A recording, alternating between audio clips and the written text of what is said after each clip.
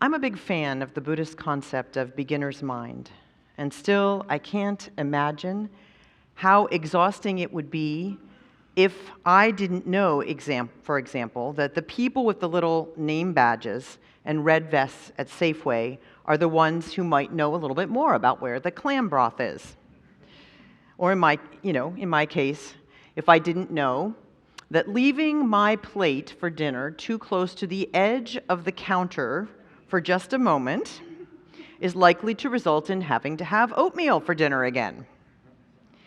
Beginner's mind probably won't convince my pups that they don't want a kitchen surf, so it can perhaps help me to figure out that my eating when they eat is not a bad strategy, since most of the time I personally prefer oatmeal for breakfast. Can you imagine how exhausting it would be if every single thing that we had to experience in every single day we had to do so without any prior information? It would be exhausting. And yet, sometimes, we rely just a little bit too much on what we already know or experience. And this is why we have prejudice and bias, and why sometimes we're embarrassed when we act out of assumptions. A common one that happens here about, I'd say, twice a year is when someone compliments a woman on being pregnant who is not, because they have seen other people with what they think is that body shape. Or someone assumes that someone who looks a certain way was not born in this country, or that someone that looks like many here was, when in fact they were not. So, this is where that kind of previous experience and information can get in our way. And it's also where a very brief examination of how we travel up and down what is called the ladder of inference might be helpful. It was developed by organizational psychologist Chris Arglis and used by Peter Senge and probably spread through his book, The Fifth Discipline, The Art and Practice of the Learning Organization. It speaks to the ways that our old thinking keeps us trapped, repeating the same patterns again and again. So it starts, as Travis illustrated during our story, with our pool of data and experience. It's down here. We can imagine it being all of this down here. And then out of that, we select some piece of data when we encounter something, and we give it meaning from our previous experience. We say what we think it is, and then we make assumptions, draw conclusions, adopt beliefs, and take action. But sometimes, as we were talking about with our beloved children, we would do better to not leap up here so fast, but to spend a little more time down here in our pool of data and experience, again, not making, as Les said, too many assumptions. That's the experimental physicist view of all of this.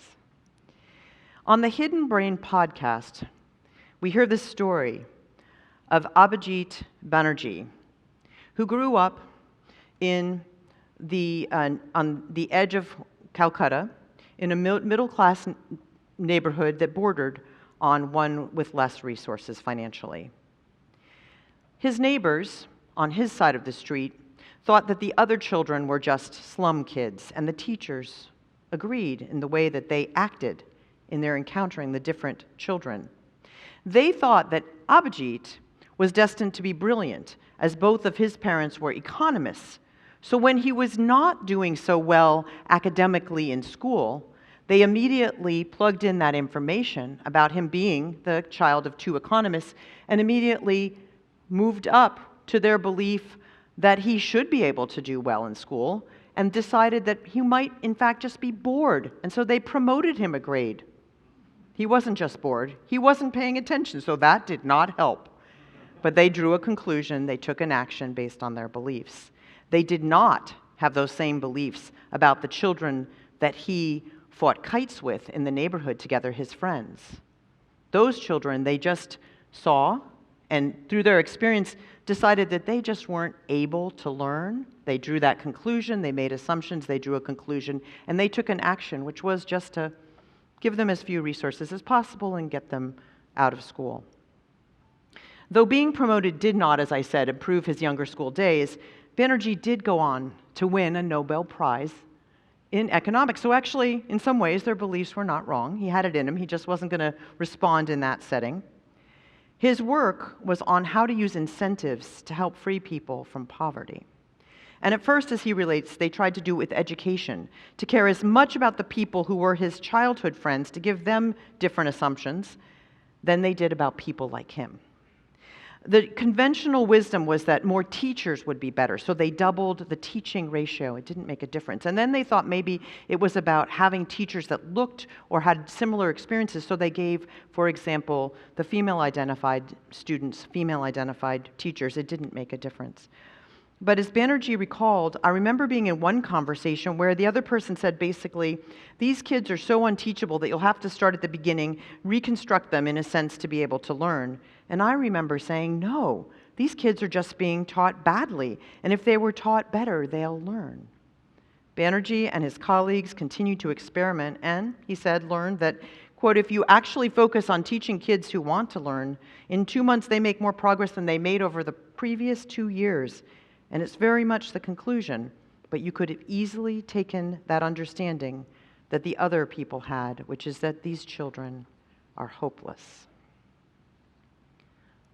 The Buddhist teacher, activist, and leader Thich Nhat Hanh says, for things to reveal themselves to us, we need to be ready to abandon our views about them.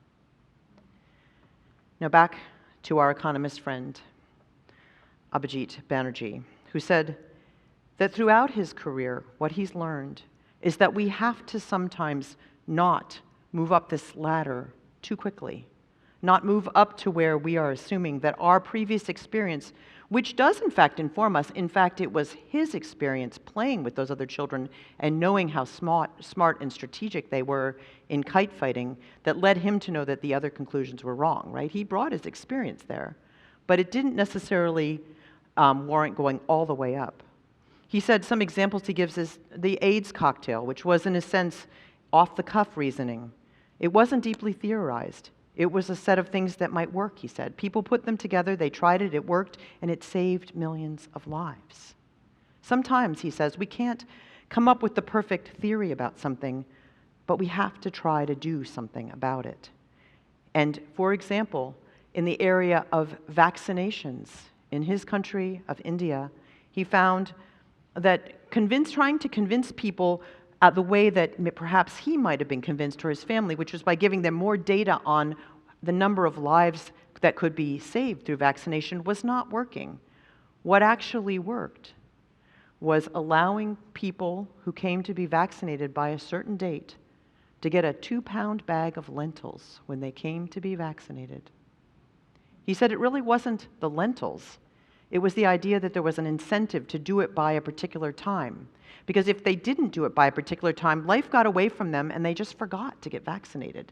And then they weren't. And that was how it worked.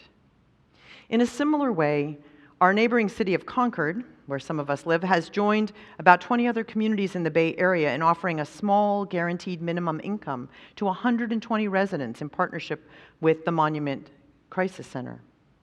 They're breaking out of an old pattern of thinking, which says that people who don't have much money just use money badly. They're paying attention to new ways of thinking, which say that many people who don't have much money are actually extremely skilled at using the money they have, if they have it, for food, shelter, medicine, and other basic needs. Which brings me back to beginner's mind and its merits. Thich Nhat Hanh, whose work as a peacemaker has been a solace to me in these last months, wrote, "We understand that fanaticism in its many forms is the result of perceiving things in a dualistic or discriminatory manner. We will train ourselves to look at everything with openness and the insight of interbeing in order to transform dogmatism and violence in ourselves and in the world." You know, if we think about our experience and we perhaps on that second step draw certain experiences out of our mind, we may think that what's happening in the world conflicts, such as in Israel and Palestine, really doesn't have anything to do with us, and that we can't really make any difference in what happens there. And yet, there are many, many people who watch with closer attention than I do, certainly. that say that that situation may now be the largest threat to the fate of democracy in this nation. And it's a moral issue of such vast expanse that no one can afford to not let their perspectives known. We cannot afford to be silent on it. For some weeks, I've been part of drafting a statement to my colleagues as part of my work as the president of the UU Ministers Association. Some weeks. Our statement has been tramped up and down ladders of inference with many, but most importantly with our colleagues of Jewish, Muslim, Arab, North African, and Southwestern Asian ancestry. We have mucked around there in the mud at the pool of shared meaning, and when it's issued tomorrow, it will call on ministers to educate themselves and bring our voices and actions and leadership to these horrendous tragedies, and especially to call for actions that will prevent any further loss of life.